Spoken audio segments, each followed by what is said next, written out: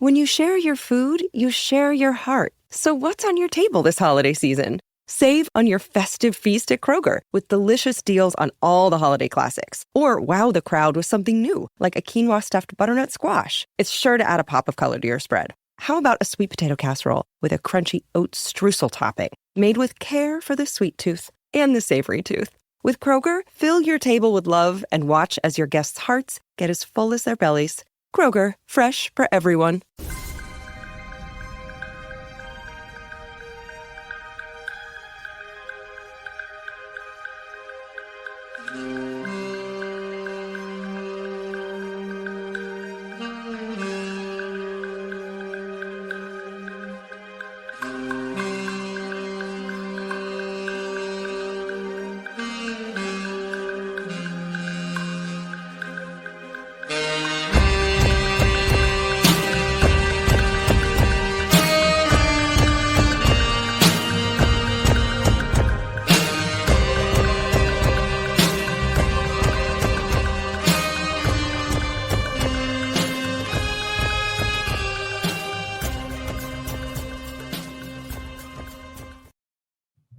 Hello, friends. Welcome to Pod Maverick After Dark. I'm Kirk Henderson, joined as always by Josh Bowe.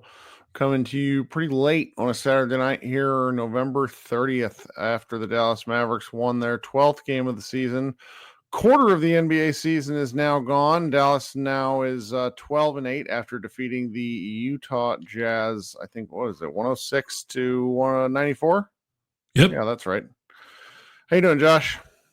I'm doing okay. I pre-apologize to the fans, and sorry, haters. You were right, because I know the people that are some critical of our podcast. One of the criticisms from our haters is that we are lower energy than we used to because we are way too fucking old to still be podcasting and blogging as a side gig. You know, if this was our full-time job, we'd be fine, but this is not our full-time job. I don't know how high energy we're going to be tonight because I'm tired. We both had long holidays for sure. And that game was a mess. Game sucked, man. That was just a mess of a basketball game. Let's get this out of the way. The win is good. You want to see them win, even if it requires winning ugly. But the takeaways from that game are primarily frustrating. Yeah. And we don't want to have to do that. Do you know what I mean? Right. So you wrote the recap for the game, but short story, the Mavericks score 40 points in the first quarter and then score 66 points the next three quarters and hold off a Jazz team, which is missing one of their primary creators. Lauri Markkanen seems to be unable to play basketball against the Mavericks. And Dallas was just, they had too much raw talent to let that game slip away. And that's a good thing.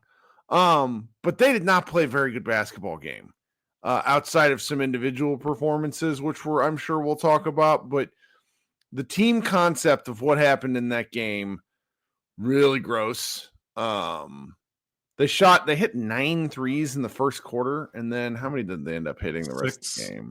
Six more the rest of the game. And that kind of tells you the tale. The 16-point second quarter was the real dud. But the first quarter was fun. You know, who was it? It was Quentin Grimes kind of going nuts from three. That was pretty fun. Kyrie had one of his he ended up having a great statistical game, but a very hilarious Luka Doncic-like line. 30 points on 11 of 25 shooting. He only got to the free throw line twice, which was pretty ridiculous. 9 assists, 7 rebounds. He did have 4 steals. He was really kind of picking on some of the Jazz ball handlers. The Mavericks jumped out to a pretty nice lead, and they let the Jazz get back in it repeatedly, but it never felt like the Jazz. I don't know. It's very similar to the Mavericks losing to the Jazz. It's like they never felt like the Mavericks were going to lose that game, and I was just delighted that they sort of put them away. Yeah, the first quarter was funny because it was such fool's gold. Yeah. Like obviously it was great that they made their shots. Like, you know, I don't want to say take away from the fact like you make 9 Right. 3-pointers in a quarter. That's really good. But like process wise, I mean, like not a lot of those threes were from touching the paint. A lot of them, like there were a couple of step back threes in there, and like just kind of hot potato threes, and they just happened to make them, Yeah. which is cool. That's a neat party trick to be able to do that. But I saw that second quarter coming a mile away because right from opening tip, they just didn't look into it, and I don't know if it's Which same as a viewer, yeah. I was not into the game. Yeah, I don't know. They've got upper respiratory infection bug going through the team right now. Najee Marshall didn't play in the second half because of that, and it looked like a team that's like kind of sick and tired. Which obviously you don't want a team to look sick and tired when they just came from 2 days off. But obviously everyone went with their families for Thanksgiving, so it's not like everyone was in the gym for the last like doing like practicing hard for the last 48 hours or whatever. So it kind of made sense, I guess, that this game wouldn't seem high energy and would be a little weird. But that's what it is. Like, I don't want to like sugarcoat it and try to say, that they played like a really hard, well fought game. Like they kind of farted around and played with their food and beat a team that's horrible. Yeah. Which is better than what happened the last time they were in Utah, where they farted around and played with their food and lost. Yes. So at least they won. But like if they give the same level of effort they gave tonight and the same disposition tomorrow night in Portland, they will lose that game 100% because Portland is a significantly feistier team. I mean, they're for anyone that, and quite reasonably, I don't think anybody should be following the Trailblazers. Chauncey Billups essentially called his whole team soft about 2 weeks ago and said that none of them want to play hard. And they, since then, the team's responded in a way that they're putting up a lot more fight. So, and anyway, we'll talk about that game more tomorrow night. But I trying to think what even to really go through. So like the second quarter is obviously sloppy. And the Mavericks kind of got lucky. Didn't Kyrie hit a buzzer beater, or am I making that up? Let me go check the third and the second quarter. End of the second quarter. Let me go. I feel like there was a really close, Kyrie hit a three to make what was a 4-point game, a 7-point game, because the Jazz had worked themselves all the way back into it. You leave the half with a little bit, it's kind of a gross taste in your mouth, but what did you tweet? You tweeted something at halftime that was essentially they only had, because they weren't touching the paint in the first half, and the Jazz did start a big lineup tonight. They had John Collins, Lauri Markkanen, and Walker Kessler in their starting lineup, which is basically like a power forward and two centers, because Lauri is like a 7-footer and Kessler's obviously a center. So it kind of made sense that they weren't scoring a ton in the paint, because Utah is definitely they played a bigger version of their team than they normally do. But they still only had I think 14 points in the paint at halftime, which is shockingly low for this team. They average 55 a game. So to only have 14 in the first half is bad. So yeah, I tweeted at halftime, I was like, even with this big lineup, they should do more to get PJ Washington, because their guards are small. right. So Keontae George and Colin Sexton are small guards. They should try to get those guys in bad positions against PJ Washington in the paint. And lo and behold, PJ Washington had 8 points in the third quarter. All 4 of his buckets were in the paint. He was 2 of 2 in the restricted area, and he was 2 of 4 in the paint outside of it. And it was a pointed effort. I think the first possession to start the third quarter was a PJ post up against Keontae George. It ended up getting blocked because Walker Kessler made the help rotation. Yep. But it was still the right idea, and eventually they kind of got a couple more buckets out of that. So they did. PJ had one. Teams must think he wants to go middle, because I feel like they're really he's gotten numerous, I don't want to call them real easy, because they're not really easy if he is this, if defenders are loading up the middle on him, but he spun baseline for some drop steps, and he got one to go a little bit later that was just real pretty to look at. Really enjoyed seeing it. Yeah, and they didn't do that in the first half at all. They just kind of hot potato the ball around the 3-point line and shot threes, and they made them, which was good. But yeah, they kind of got back to their identity a little bit in the third quarter with PJ and posting up and scoring in the paint. And then when things got tight in the fourth quarter, they finally started doing like some dribble handoff, like Daniel Gafford initiating plays from the elbow or even 3-point line. And I think he scored on a post up from that because the handoff wasn't there. He got Kyrie an open three that Kyrie missed, but like good process. Yeah, good. That was much better process. And it was, it's one of those things where it's like, why weren't you doing that? Like for most, like I just don't. Why don't you do that more? That I don't know why you have to wait for the Jazz to have cut your deficit to 5 with they have minutes left. They have to be worried about film tendencies. I guess that's the only explanation. It's the only explanation because they really it's a long season, and we bitch about this because we want to see them win games, but they really do go away from stuff that works a lot. I don't get it. Yeah, whatever. I know. This was definitely a game though where you're like Luka needs to come back. Yes. No, because there's we mentioned the Kyrie Irving performance once again, spectacular. Yeah. He is being asked to do too much. And that is I worry for his for his body, more or less, his health. You don't want to see if the Mavericks are expecting to play 100 games as a team this year. You don't like Kyrie playing, and you assume Kyrie would need to play in about 80 of those games.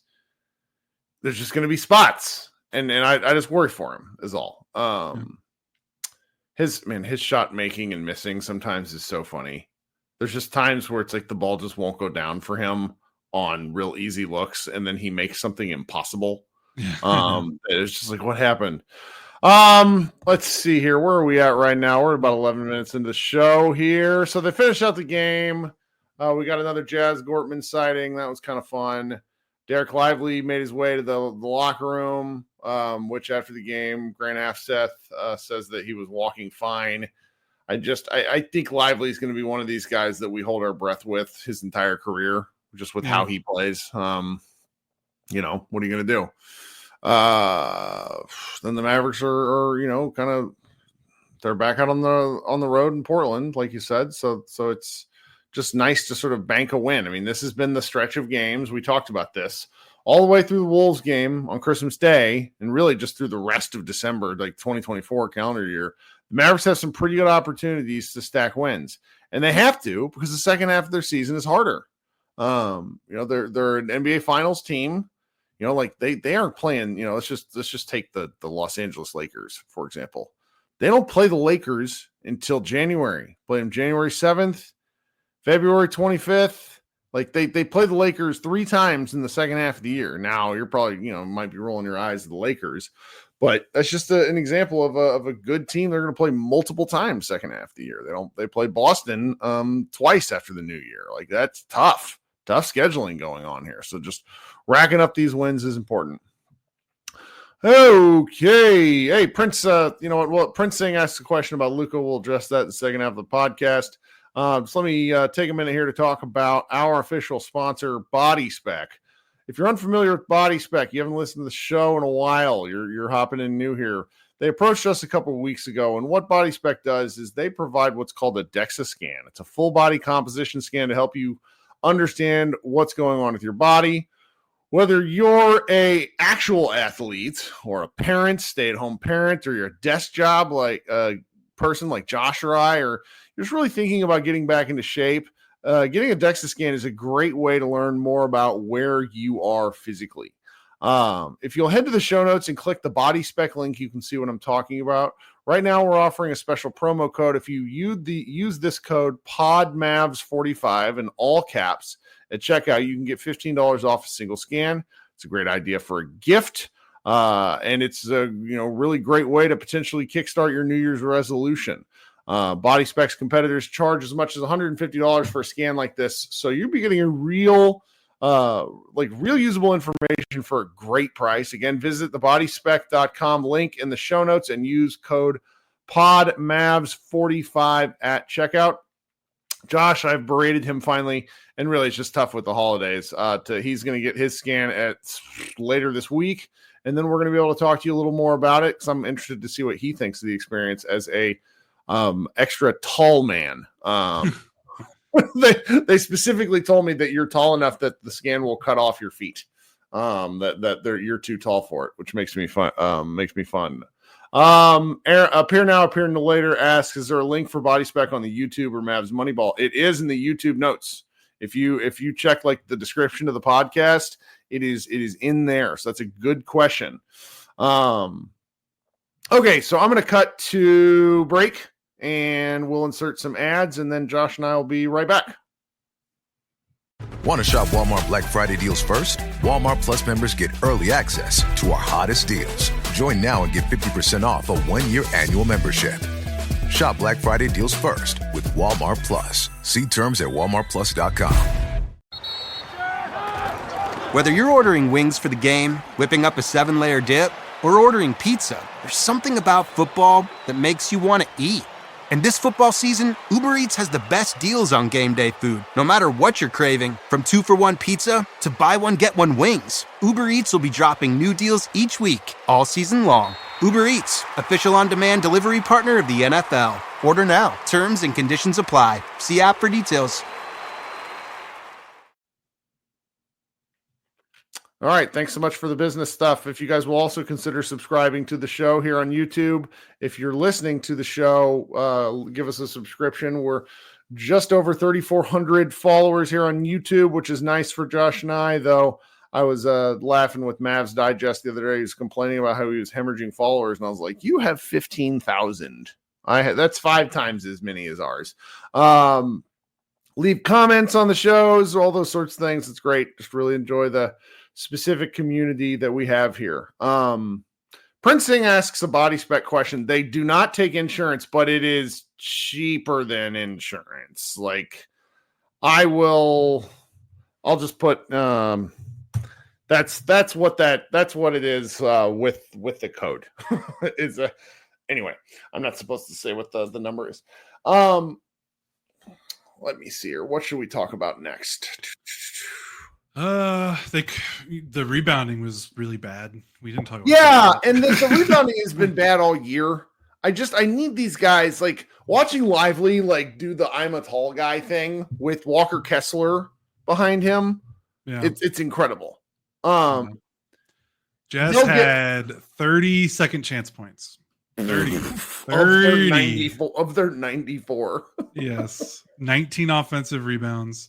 To be fair, they had a lot of opportunities. To be fair, they missed 30 3-pointers. That's a lot of long rebounds. So I get it, but there were a lot of rebounds that were like the Mavericks kind of like looking like they're going at 60% speed to the corner to chase down a long rebound, and then a Jazz player just running faster than them and getting the ball. Like there are a lot of those I felt like tonight. So kind of bled into like when I was watching, just kind of like the process and effort level just didn't seem like it needed to be there where it needed to be against a team that, it's a missed opportunity, like they were up 40-22 after the first quarter. And then you look and Kyrie ends up still playing 36 minutes. Like this should have been and you play tomorrow. Like this should have been a game where your main guys don't play 30 minutes, and their effort just wasn't good enough in the second quarter to really allow that to happen. Because even with they played how they played in the third and the fourth, like if they just played a normal second quarter, they probably have like an 18-point lead and they're kind of cruising from there. So yeah, that was rebounding was definitely part of it. That was probably the thing we haven't talked about. Yeah, that was probably the most frustrating watching it. But yeah, it was a weird game. I will say that it's, when you lose a guy, a connecting piece that's been so key during these, this stretch without Luka, Najee Marshall only playing 13 minutes, that really grimed up. Didn't mean to do that with Quentin Grimes. Just really mucked up the offense where there wasn't near as much flow outside of Spencer Dinwiddie, who we'll talk about in a second. It was essentially Kyrie and Spencer handling the ball. Everybody else, it was not, it's just not good enough. I mean, Grimes is not a playmaker, 0 assists in 29 minutes. Jaden Hardy just just such a poor. I don't know. I don't want to bag on. He just had a bad like 16. You're doing really good. I'm really proud of you, it's like it's sad, man. He's shooting under 30. He's shooting like 36% from the floor. He's shooting something. Yeah, he's shooting 26% from three on the season. He has twos. He's shooting in like it's not good is the answer. It's like maybe above 40, but barely. He's at about entering tonight. He was at 46% on two, so it probably went down again. Yeah, so he's he was 1 of 4 tonight on twos. And he had 3 turnovers. He has more turnovers than he has assists, which I go to say it's like he's not. He can make the right pass, but it's got to be like his decision tree has to be 2 things. It can't be multi-tiered because he just can't do it. That's okay. So it's and that basically left Spencer Dinwiddie and Kyrie as the only people able to make passes. Yeah. I guess there was some lively action, some Gafford action in there with the dribble handoffs, but again, this is not read and react type stuff. This is you are to make this decision with the basketball with some of the dribble handoff things that they do. Let's just talk about Spencer real quick. So he's just playing really, really well. Like he was 2 of 9 from the floor shooting, but I mean, some of the assist work that he had tonight, he had so he led the team in assists with 10, and he had one towards the run that really put the Jazz away. That was an on the dribble left-handed bounce that had a particular bit of English on it, to where it got to only the streaking or cutting Kyrie, who then shoots this crazy reverse layup for a basket. Like I'm watching that thing going, holy shit. And it's just those two's chemistry is pretty fun. I like seeing them play together. Yeah, it's all part of the master plan, Kirk. Jason Kidd's master plan. That's why Dinwiddie played 45 minutes to close out that overtime loss to Miami, because that's the only way you build confidence in a player, right? That's it. I'm trolling a little bit, but it is funny how since that Miami game, he's been really good. He's got, oh man, what does he have? And he was actually, the hater in me must acknowledge the fact that even in that Miami game, he had 7 assists. And he had where good he moments during that Miami game. Yeah. He lost his mind in the Miami game where he must have gotten a green light in like the final, let's just say the overtime in the final 4 minutes of regulation, because up until then he was doing fine. Yeah, he's got 30. He's got 30 assists and 4 turnovers in the last 4 games. That's right. That was my math too. Mm-hmm. Yeah, that's pretty good. And yeah, he definitely got some cheap assists from just passing to guys that made threes. Like not necessarily like creating offense, just kind of swinging the ball around. But yeah, like you said, like he had that great play to Kyrie, cutting later in the game. To score that layup in transition, or I think it was in transition. Yeah. He's a big guy too. Like he's 6'5", which helps. He's playing good defense too, which is a weird thing to say because he's flying. Yeah. He could be. He was a key contributor to that Western Conference Finals run. Like we've seen him be a really good player in the right specific role. And I think they're trying to tune that and fine tune it a little bit. I think they're getting there. I don't think they want him to be a 30-minute per game. No, but it's nice to have it's just nice to we talk about ball handling an awful lot. And at this level, I think confidence off the dribble, off the move is what separates different tiers of players. To use PJ Washington as a bit of an example, one of the criticisms we have had of PJ in the playoff run last year after the Oklahoma City game series is it felt like he was terrified to dribble, and he made some baffling choices during the Celtics series, which were really crushing. And I felt that this season, his ball handling, or at least his confidence in his ball handling, is way up. And that is fascinating to me. So when you take out, you got Luka out, you got Najee out, that leaves Kyrie and no Clay and no Clay, who is also a pretty good ball handler. The Mavericks just like in hindsight, thinking back about this, like the game really started to go to shit when when Najee wasn't going to come back in. Because he played most of the first quarter, I think, maybe a little bit of the second quarter, and then he was done. And so it's like if you only have two ball handlers, we watched this with the Mavericks for years. I just right. think it's too much of a struggle. Yeah, that makes a lot of sense. And it goes to show the depth of the team. Yeah, when no Luka, no Kyrie, no Luka, no Clay. Najee only plays 13 minutes. Like Exum's out. Like if you think about last year's Mavericks, if they had, like if Luka was out, Exum was out. I don't know. I don't even know how to if you describe, but like if you're the Mavericks able to withstand this many injuries to their playmakers, because it seems like all of their injuries right now are to playmakers and scorers. That's right. They would never be able to withstand that a year ago or 2 years ago or 3 years ago. Nope. I mean, they couldn't withstand Luka being out as most recently as last season, and now they're managing it. So that goes to show you how much better the roster is. So yeah, that makes sense. I think the only other thing that's really worth talking about is like the 29 minutes of disaster Maxey. And he had a couple. Yeah, he had a couple of good defensive plays in the. He still makes good rotations. Yeah, but the offense stuff is it's bleak. It is so bleak. I mean, he doesn't want to touch. Like it's getting to the point where he doesn't want to touch the ball. Mm-hmm. I don't know if you saw. I can't remember what quarter it was, but there was a sequence where he got past the ball, I think 3 times in a row, relatively open, and literally didn't look at the rim and passed it as soon as he touched it every single time. And Kyrie passed it back to him, almost like, dude, you're open. And he drove, and then I think had a turnover or something.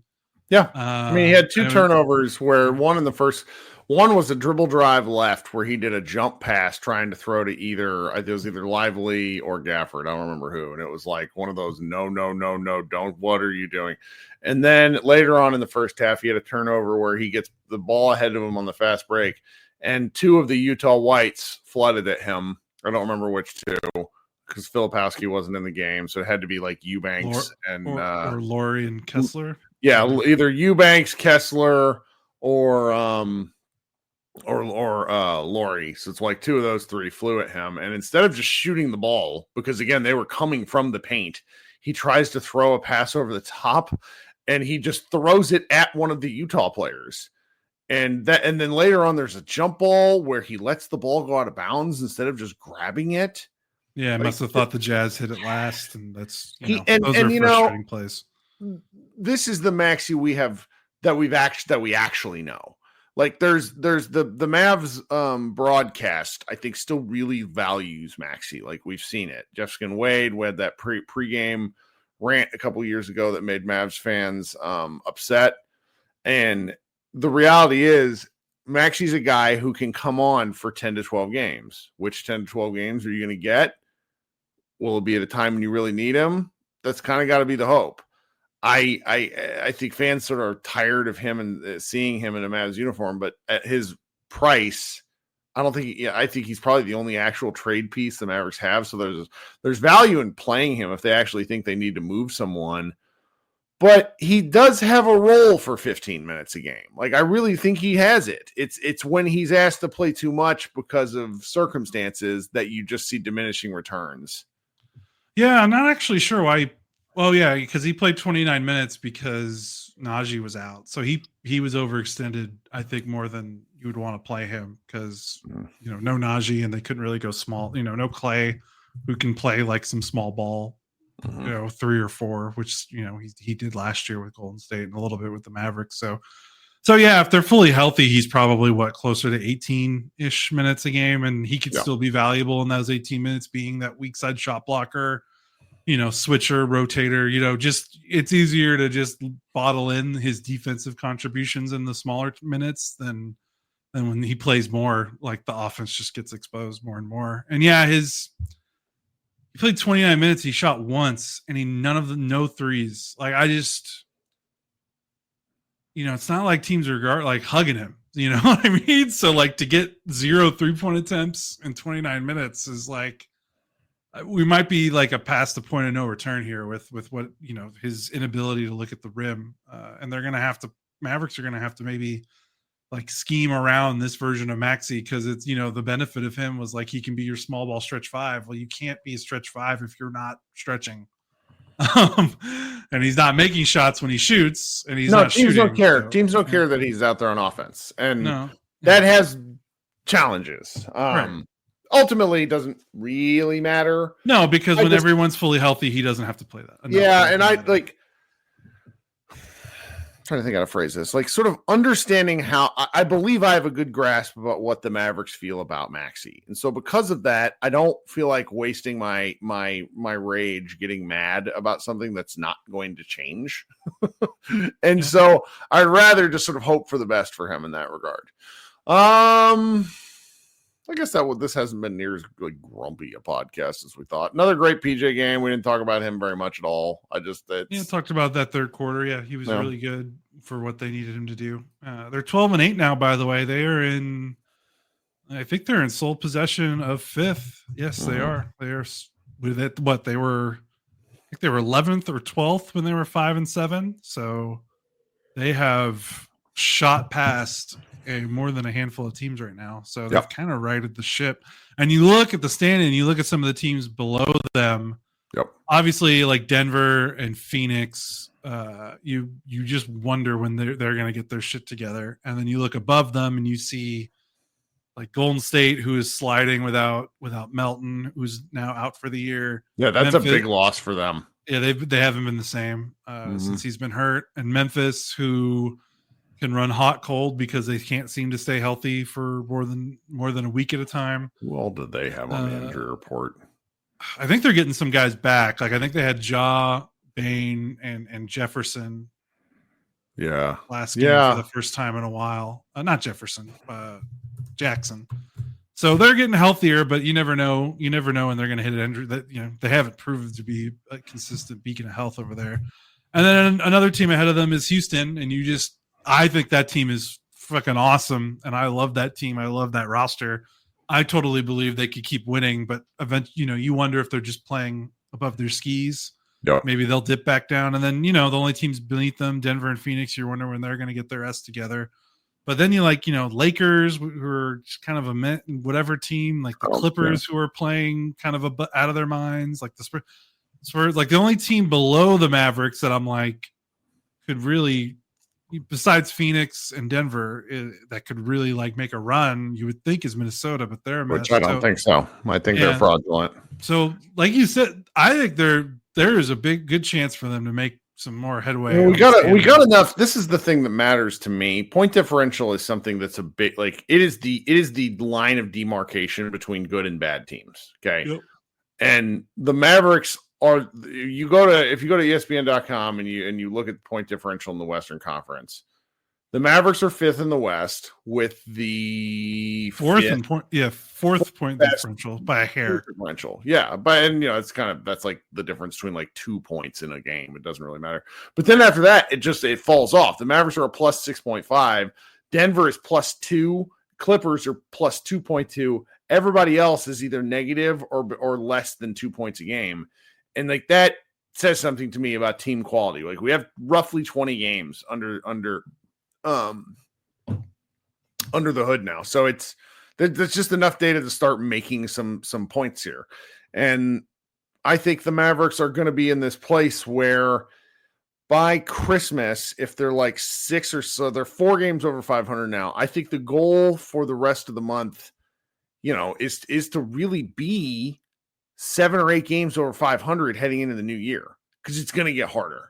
And I don't know. I set these sort of goals for me that ultimately don't really matter, but I want to see the Mavericks in a better place where they've been in years past. They set that goal. Don't just say that. They talked all preseason that they wanted to be off to a better start. They want to have a better regular season.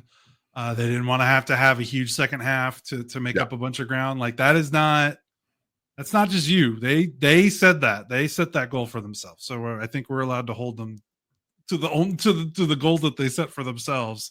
And right now they're doing it. It might not be. It's kind of in a weird roundabout way because they lost 4 in a row, and it was technically they lost like 5 out of 6.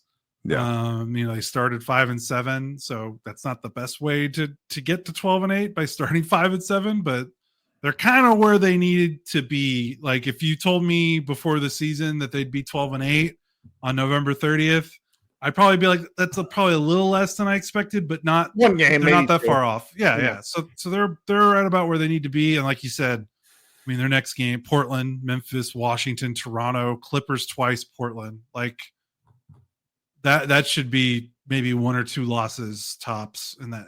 And you go back and you look, and some of the losses that they've had have obviously been insane. The only loss I think that I'm just going to go look, because I could be talking out of my ass here. They've only got one really double-digit loss, which was that Phoenix game. But every other loss has been single digits. I don't know. Yeah, and there were like there were issues in the end of the Golden State game, which pissed me off. Mm-hmm. I mean, the Utah game the same way. Out of that 4-game stretch, just had some really terrible execution. Yep. The Utah loss was bad, and the Miami loss was heinous. Because those were like, you guys lost the game. Yeah, the other team did not win. Yeah, and that is what it is. So realistically, we should be happier than maybe our tone indicates. So they played a lot of games in November too. Robbie Lewis says that the Mavericks were 8-6 in November last year. 14 game. Yeah. 12-8 right now. That's for the year, but this is they started well last year because that's when Grant Williams played his only good games, was like the first 15 games of the season, and they played well. More games. I mean, you kind of look, if you look through if you're looking through like the how many games teams have played, like the Mavericks have played more than some of these guys they're up against, where it's okay, there's 20 for them, for the Grizzlies 19. I was looking at the Nuggets only played 17 games so far. Like, that's weird to me. Everybody else, most teams have played 19 to 20 games at this point. Yeah.